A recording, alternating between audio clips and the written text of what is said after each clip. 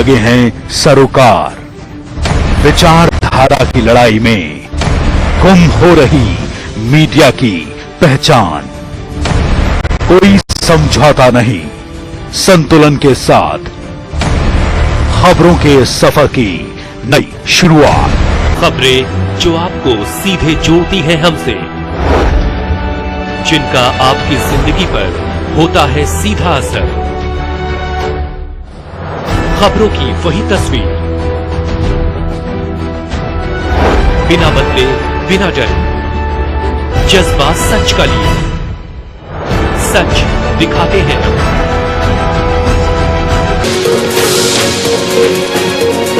MV International School admission open for classes pre-nursery to 8. For details, contact on 7298212270 or 9796212270। GKC news update के आज के अंक में आपका स्वागत है। मैं हूँ आपके साथ उपमा शर्मा। आगे बढ़ने से पहले आइए नजर डालते इस वक्त की प्रमुख सुर्खियों पर। फारूक अब्दुल्ला को ईडी ने दूसरी बार किया तलब। जम्मू कश्मीर क्रिकेट संघ घोटाले को लेकर हुई पूछताछ।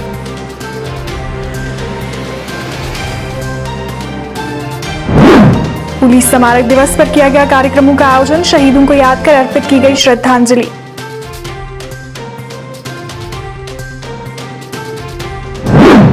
गंग्याल में जम्मू पठानकोट राष्ट्रीय राजमार्ग पर पलटा ट्राला, काफी समय तक रहा जाम।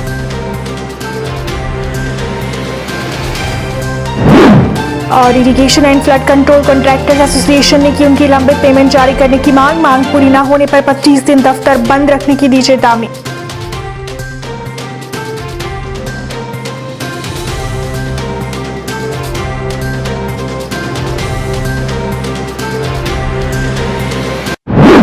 अब समाचार विस्तार से। नेशनल कॉन्फ्रेंस के अध्यक्ष फारूक अब्दुल्ला आज फिर प्रवर्तन निदेशालय के समक्ष पेश हुए। फारूक अब्दुल्ला को जम्मू कश्मीर क्रिकेट एसोसिएशन से संबंधित करोड़ों के घोटाले वाले मामले में पूछताछ के लिए बुलाया गया था। इस हफ्ते में दूसरी बार फारूक अब्दुल्ला से पूछताछ की गई है। 83 वर्षीय जम्मू कश्मीर के पूर्व मुख्यमंत्री फारूक अब्दुल्ला से इसी मामले में 19 अक्टूबर को भी 6 घंटे पूछताछ हुई थी। सोमवार को पूछताछ के बाद अब्दुल्ला ने कहा कि उन्हें किसी बात की कोई चिंता नहीं है, वो जांच में पूरा सहयोग देंगे। ईडी के अधिकारियों ने बताया कि फारूक अब्दुल्ला के बयानों को मनी लॉन्ड्रिंग प्रिवेंशन एक्ट के तहत रिकॉर्ड किया जाएगा। पुलिस स्मारक दिवस के उपलक्ष्य पर आज जम्मू में कार्यक्रम आयोजित किया गया, जिसमें शहीदों को याद कर उन्हें श्रद्धांजलि अर्पित की गई। इस कार्यक्रम में डिवकॉम जम्मू संजीव वर्मा, आईजी जम्मू मुकेश सिंह व अन्य आला अधिकारी मौजूद रहे। कार्यक्रम के दौरान शहीदों को श्रद्धांजलि अर्पित की गई।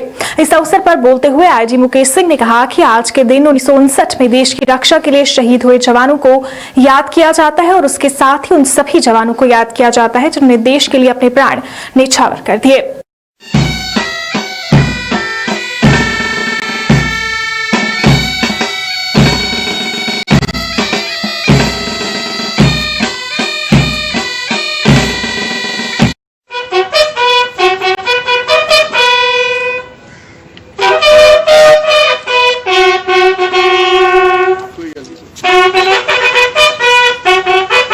इस कमेमोरेशन डे के मौके पे हम सब यहाँ एकत्रित हुए हैं। ये मौका 1959 में जब चीनी फौज के साथ लड़ते हुए हमारे सीआरपीएफ के जवानों ने कुर्बानी दी थी, उसके श्रद्धांजलि देने के लिए किया जाता है ये परेड। और इस पे हम सब मिलके अपने वीर जवानों को श्रद्धांजलि देते हैं। इस फंक्शन में हमने सिविल के जो जितने भी मोअज़्ज़िज़ लोग हैं और पुलिस के अफसर और रिटायर्ड ऑफिसर्स और जो हमारे शहीद के परिवार वाले हैं, उन सबको हमने बुलाया है और उन सब से हम कांटेक्ट करेंगे, उन सब से हम बातें करेंगे और हम अपने शहीद परिवार के जो सदस्य हैं उनसे उनकी समस्या को सुनेंगे और उसको हल करने की कोशिश करेंगे। मेरी तरफ से हमारे पूरे देश के जो जवान हैं चाहे वो किसी भी पुलिस विभाग के हों या सेंट्रल पुलिस फोर्सेस के हों, उन सबको बहुत बहुत श्रद्धांजलि। वहीं इस दौरान मौजूद डिवकॉम जम्मू ने कहा कि शहीदों की शहादत को कभी नहीं भुला जा सकता। आज अगर हम सुरक्षित हैं तो ये उन जवानों की वजह से है। कार्यक्रम में शहीदों के परिजनों को सम्मानित भी किया गया। पहले तो शत प्रणाम करता हूँ वीर शहीदों को कि शहादत पे एक सच्ची श्रद्धांजलि यहाँ देने तशरीफ लाए हैं और ये हमारे लिए एक मौका होता है सबके लिए, शहरियों के लिए। जम्मू कश्मीर पुलिस की जानिब से हम आभारी हैं और उन साथियों की भी उनकी फैमिलीज के प्रति इज्जत व्यक्त करें, उनके प्रति और इन शहीद परिवारों की और देश के परिजन यहाँ के लिए तशरीफ जो लाए हैं। शहादत है वो नौजवानों में जज्बा पैदा हो ताकि वो भी आगे जाके देश के लिए वही जज्बा रखे और पुलिस सर्विसेज को जाए। जिन्होंने अपने घर का एक सदस्य principal secretary power development department Rohit Kansal ने माई टाउन माई प्राइड कार्यक्रम के तहत कुलगाम का दौरा किया और लोगों की समस्याओं को सुना, जिसके बाद पत्रकारों से बात करते हुए उन्होंने बताया कि क्षेत्र में सबसे ज्यादा समस्या बिजली की थी, जिसे खत्म करने के लिए कदम उठाए जा रहे हैं। उन्होंने कहा कि इसके लिए यारीपुरा और चावलगाह में नई ट्रांसमिशन लाइन बिछाई जा रही है, जो 15 और 20 नवंबर तक ये काम पूरा हो जाएगा, जिससे लगभग 1 लाख लोगों को राहत मिलेगी। उन्होंने कहा कि लोगों की समस्याओं को हल करने का लगातार प्रयास किया जा रहा है। हम इनके लिए तकरीबन 10 किलोमीटर लंबी जो है लाइन बना रहे हैं और ये लाइन जैसा आपने सुना 20 नवंबर तक बन के रेडी हो जाएगी, जिससे उस इलाके को बड़ी राहत मिलेगी। दूसरा आपने सुना चावलगाम में रिसीविंग स्टेशन, जो आपने खुद अपनी आंखों से भी देखा, ये 15 नवंबर तक कंप्लीट हो जाएगा, जिससे तकरीबन 3000 कुनबों को राहत मिलेगी। और मुझे उम्मीद है कि ये जो 2 बड़ी डिमांड्स थी इस डिस्ट्रिक्ट की, तकरीबन 1 लाख लोगों को बेनिफिट मिलेगा ये ट्रांसमिशन लाइन से और 3000 कुनबों को बेनिफिट मिलेगा ये रिसीविंग स्टेशन से। मुझे उम्मीद है कि इन दोनों प्रोजेक्ट्स के आने से इस इलाके में बहुत ज्यादा जो है इंप्रूवमेंट आएगी। इसके साथ ही आपने देखा हमने तकरीबन 60 जो है नए डीटी और 26 किलोमीटर हमने जो नई लाइन है वो भी आज हमने कंप्लीट करके आज पब्लिक को डेडिकेट की है। तो इसलिए सिस्टम स्ट्रेंथनिंग का जहां तक सवाल है, काफी सारे काम चल रहे हैं और मुझे उम्मीद है कि इन कामों के जरिए जो पिछले सालों में इस इलाके में डिस्ट्रेस कटिंग होती थी, कुछ इलाकों को बिजली से महरूम रहना पड़ता था, उसमें बहुत ज्यादा इंप्रूवमेंट है। इन एग्जाम्पल दिए, जैसे मैंने चावलगाम के स्टेशन का एग्जाम्पल दिया, मैंने नागाम के स्टेशन का एग्जाम्पल दिया, फिर मैंने आपको जो RAP DRP में हमारे 67 नए ट्रांसफार्मर्स लगाए गए हैं उनका एग्जाम्पल दिया, यारीपुरा की ट्रांसमिशन लाइन का दिया। तो मेरे कहने का मतलब यह है कि जो सिस्टम स्ट्रेंथनिंग काम है, जो सिस्टम इम्प्रूवमेंट काम है, वो जंगी सतह पे चल रहे हैं, चलते रहेंगे, लेकिन आपको थोड़ा इत्मीनान करना होगा, थोड़ा सब्र करना होगा। डेफिनेटली सिस्टम स्ट्रेंथनिंग होगी, लेकिन ये लंबा प्रोसेस है। इतने सालों से जो कमियां हैं उन कमियों को हमें दूर करना होगा और हमारी KPTCL, इसके मैनेजिंग डायरेक्टर, हमारे चीफ इंजीनियर सारे इस काम में लगे। किश्तवाड़ में भी पुलिस स्मारक दिवस के उपलक्ष्य पर कार्यक्रम आयोजित किया गया। इस अवसर पर शहीदों को याद कर श्रद्धांजलि अर्पित की गई। कार्यक्रम में SSP किश्तवाड़ हरमीत सिंह मुख्य तौर से उपस्थित रहे, जिन्होंने परेड की सलामी ली। कार्यक्रम में शहीदों के परिजन और अन्य गणमान्य लोग मौजूद रहे। SSP किश्तवाड़ का कहना था कि हम शहीदों के ऋणी हैं और उनकी शहादत को कभी नहीं भुला जा सकता।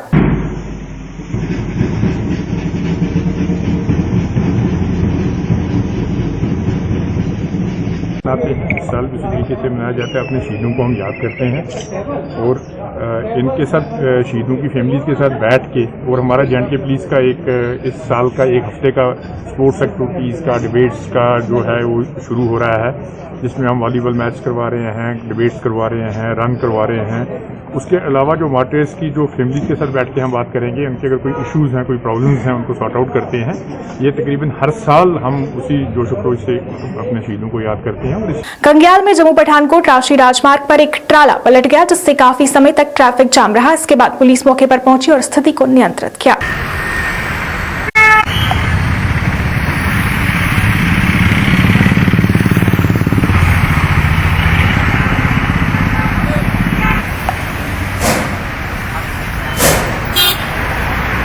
Irrigation and flood control contractors association द्वारा आज अपनी मांगों को लेकर पत्रकार वार्ता का आयोजन किया गया। इस अवसर पर बोलते हुए एसोसिएशन के सदस्यों ने कहा कि पिछले काफी समय से वो अपनी मांगों को लेकर संघर्ष कर रहे हैं, कई बार धरना प्रदर्शन भी कर चुके हैं, पर अभी तक उनकी पेमेंट जारी नहीं की गई। उन्हें जल्द से जल्द उनकी पेमेंट जारी करने की मांग की और मांग पूरी न होने पर 25 दिन तक दफ्तर बंद करने की चेतावनी दी। मतलब जो इन्होंने एडवाइजर बनाए हैं, ये सिरों से झूठ बन गया है, इनका हल कुछ नहीं निकला।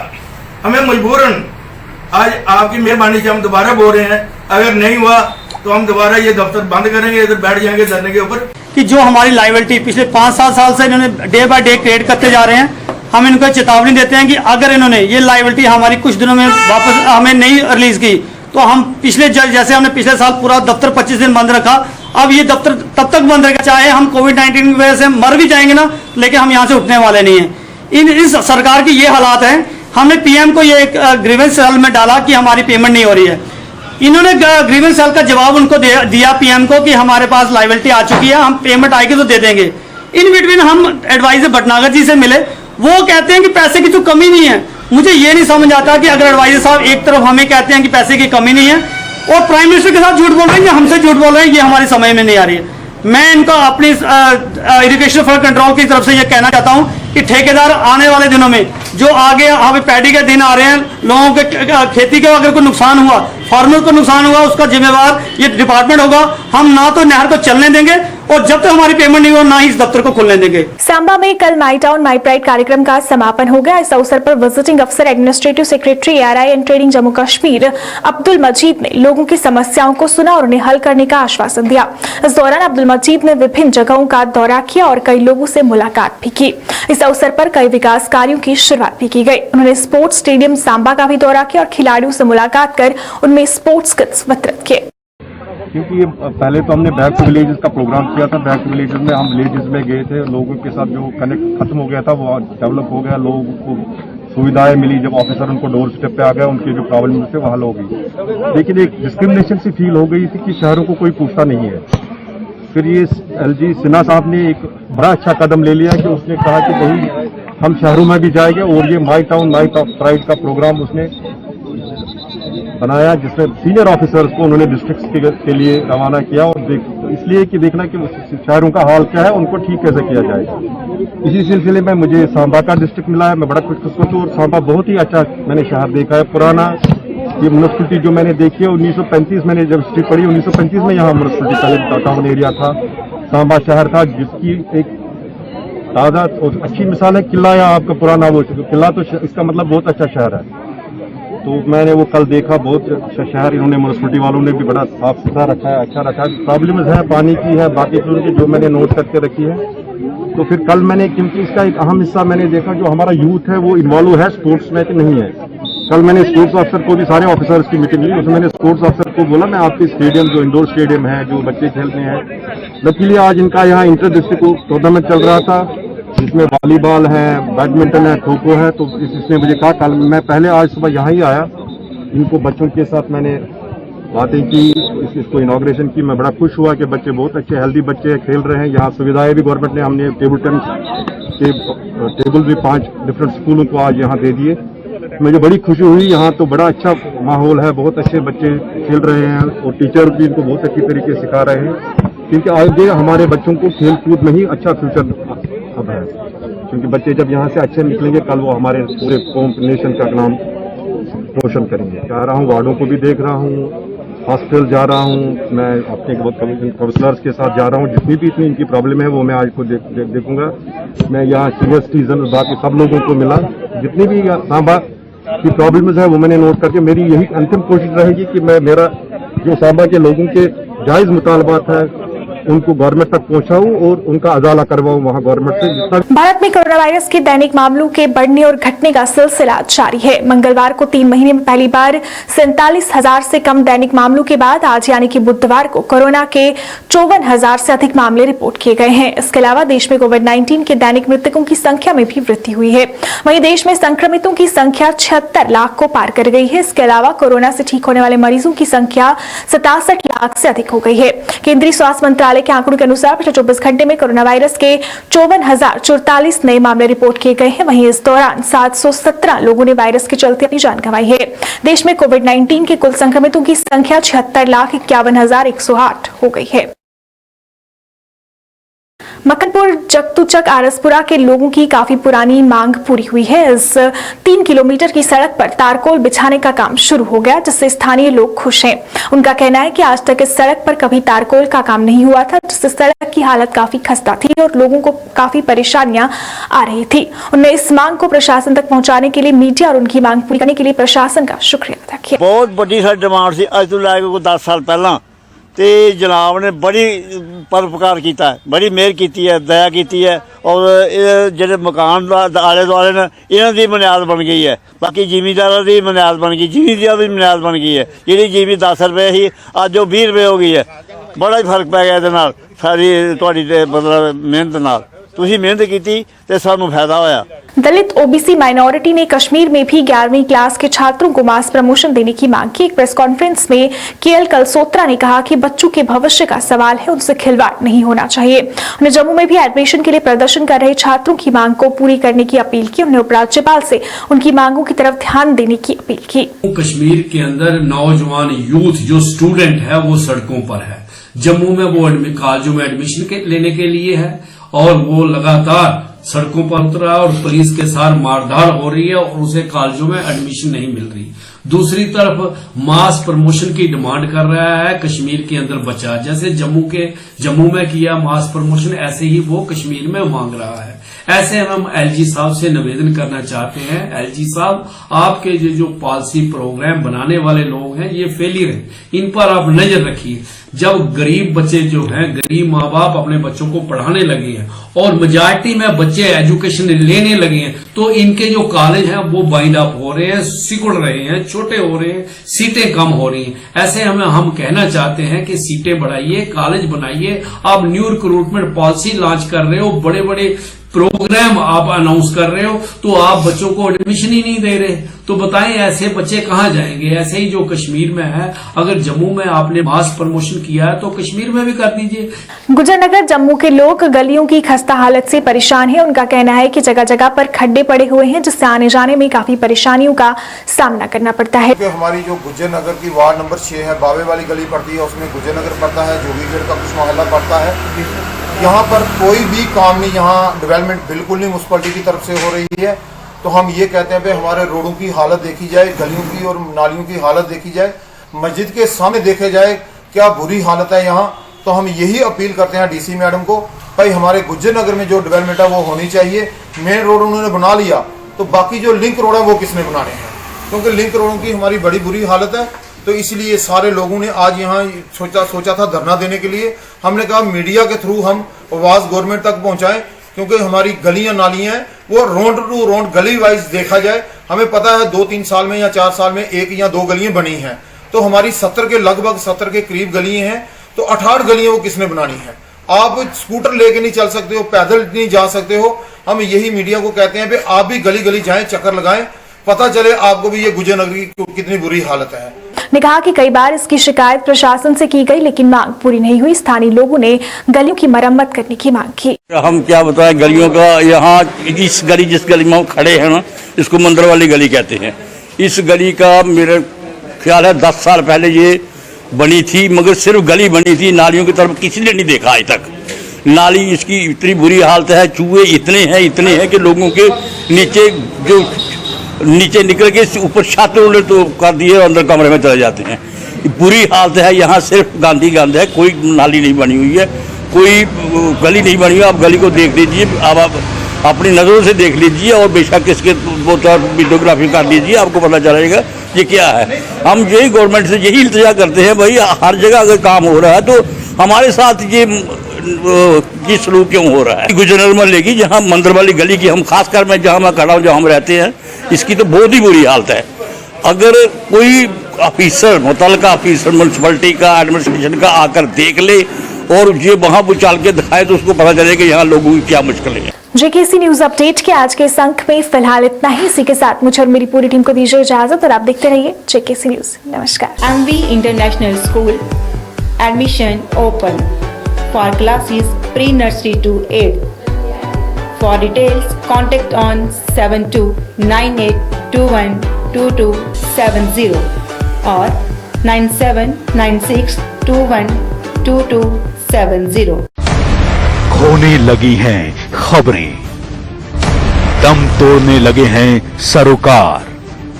विचारधारा की लड़ाई में गुम हो रही मीडिया की पहचान। कोई समझौता नहीं, संतुलन के साथ खबरों के सफर की नई शुरुआत। खबरें जो आपको सीधे जोड़ती हैं हमसे, जिनका आपकी जिंदगी पर होता है सीधा असर। खबरों की वही तस्वीर, बिना बदले बिना डरे, जज्बा सच का लिए, सच दिखाते हैं।